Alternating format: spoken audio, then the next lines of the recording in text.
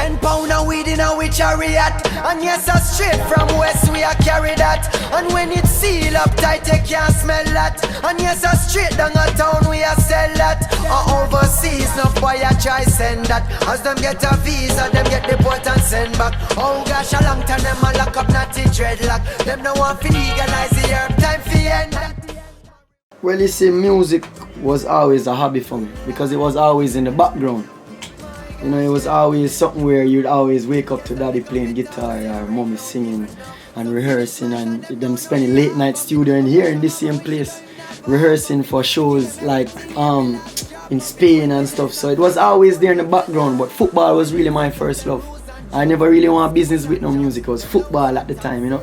So professionally, I would say, you know, on a real level, was I'd say around 16, 17, I started to understand what my parents were actually doing and what the music really was about, the root of it and why they were doing it.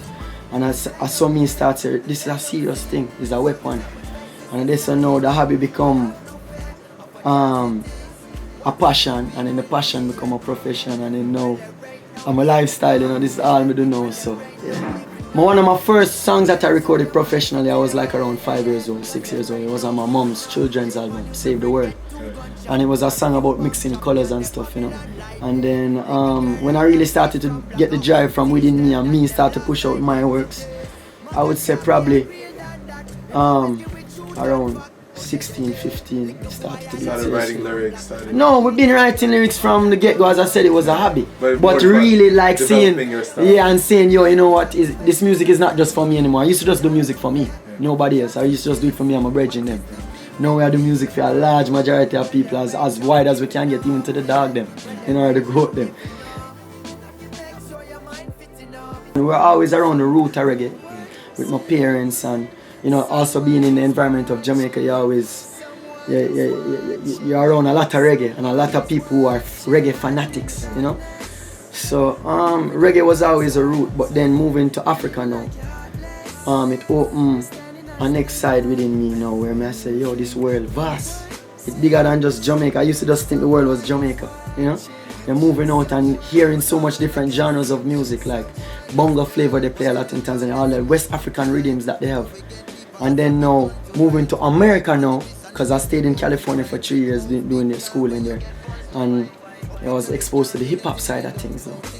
So now this now we have a fusion right there where it's basically, you can say my music really represents my travels, you know, because anything I was exposed to, I just absorb it like a sponge, you know. Well, you know, my mother worked for the UN, so my mom was doing a lot of groundwork in Africa at the time, you know, when I was around, I remember I was around 13 years old when mommy just come home one day, and around the dinner table she told all of us, say, we move to Africa. And I said, Africa? Where them have baboon and giraffe, and you know, that's the kind of idea that I have of Africa because of the media and what was being portrayed, you know, so me never really to understand. So I thought Africa was just a jungle, you know. And then she because my mom, as I said before, she worked for the UN, so she was doing a lot of work with UNICEF. You know, it's not really UN, it's UNICEF that deal with a lot of children work and child education and child development and stuff. So she was doing a lot of work there in Ethiopia and Tanzania. So that's why we moved to Africa. And then also, because we love Africa too, you know, so that was even a bigger drive too, as a family growing up, and I said, yo, we actually I get a chance to go to the market. Yeah, man, I remember being on a lot of tours in Africa as a youth, coming up and you know, because Daddy is actually the driving force. He was always a driving force because he's a producer and everything. So once Daddy was in Africa, there was always shows, you know what I mean? And sometimes when Mommy would get the time, because she was really busy, she would do the music, but yeah, man, we used to go all about. I remember going to South Africa one time, Uganda, and I think one time in Egypt. The Bridging the Gap was actually my first project. I released one single before that, and that was the reason why I started to do music even more. It's because we released She Says when I was in college, and it was starting to, that was my first single, and it was starting to get a lot of buzz on the college radios. And then I remember doing a show now after that buzz was going on, and we did a show in St. Mary's College. And it was a little lounge, you know, it was like, it could hold like 150 people, I would say, and the place was packed. And when my bust out, She Says was the last song on my set, and when my bust out that song, everybody knew the song word for word. And I just said, because when I did release it, on Facebook, it was just releasing, I never really think about it, I was just releasing. And to get that reception back now, I just start saying, I'm gonna start this seriously. And then the Bridging the Gap EP came later, in April of 2013. I actually met Chronixx here in the studio. For the first time, I was coming down, I came back to Jamaica, and then we came here and he was mixing here. And I came down here just to get some files. And this is the first time I meet Chronixx. So me come downstairs in another studio and I said, Bridging, me here enough boy, you bless up, I just come to get some files. And he said, yeah man, because then him plug in my drive and start play some music, and man say, yo, and we start share one another, say, me love your music, him love my music and thing, and start play some rhythm. And then my love for you, him play that rhythm, and we just start to vibe it, and by the time morning was there, that song was finished. So I knew Kabaka from a long time. Kabaka went to my older sisters, not Kelly, so Kim and his school called Campion.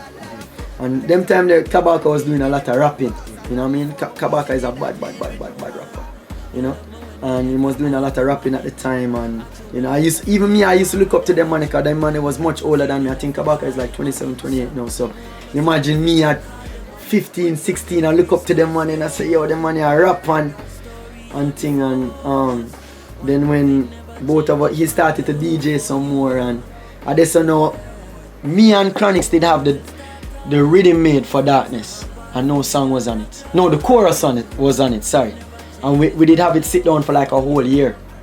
And then and we just get up on him and say, yo, we need a lyricist on that one. I want somebody to do the second verse, a nice 16 bar. And them time the Kabaka was just coming out of Jamnesia and doing for the flows, them and DJing and thing, and we link him up, and next week, a week later, him send me that verse there, Nice. It's deeper than that. The same accountant where you sleep in your flat chair. Yeah man, Kabaka tough one.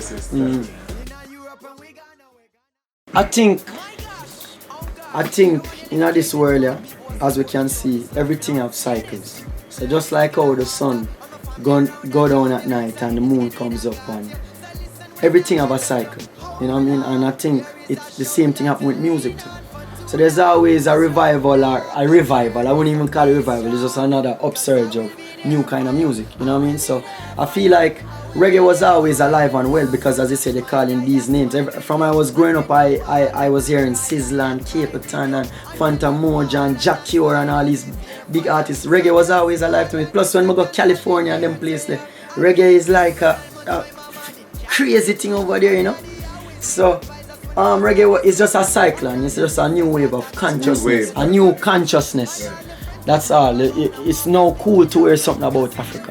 It's it's more in the media now, you know what I mean? So I won't call it, and it's not just within the music too, it's even in the arts. It's in all the arts, drama, the writings, what's going on right now. You know what I mean? So it's just the youths them getting awake and the youths them growing up and realizing what's going on. We did a lot of work on the West Coast, because with my setup, I set up shop there while I was in California, St. Mary's College of California. So we build up a lot of connects there. So we find it easy to go there, So we do a lot of shows on the West Coast, and we're actually in talks with a couple booking agents right now for Europe later this year, and also on the East Coast as well. So we're just weighing out the options and taking everything a step at a time. We want to make sure we run out proper and organized. It's funny, man. That's the next blessed thing about this social media. I get to really see who is listening to your music. Somebody will message me on the social media and say, yo, Keznamdi, I love your music from Brazil. Next one we get from Canada. All what day up to what day we get from Turkey, So is the music spreading. But right now I would say my solid fan base is right now is in Hawaii, Toronto, and Turkey, and Jamaica here. And also in California. So, and it's funny because when I was creating the Bridging the Gap EP, because I was doing a lot of the recording in California, I had a more California frame of mind because I was in that environment. So I was really making that EP for Jamaica, And then when we release the EP, we are here say, yo, tune them I play on the radio, and my brethren them call me and say, yo, people I respond to it really well over here. You know, so that was a shocker for me in itself, say Jamaican people would actually appreciate love that work there, you know, because it was more focused around California. We puffin high grade marijuana, cha la la la la la, on every street and every corner. Cha la la la la la, I say, look on them spliff and now it long. Reggae Rajahs a real ganja man and a real Congo man. Say, check this Keznamdi once again, not wasting oxygen and representing for Reggae Rajahs. Keznamdi, say that, my gosh.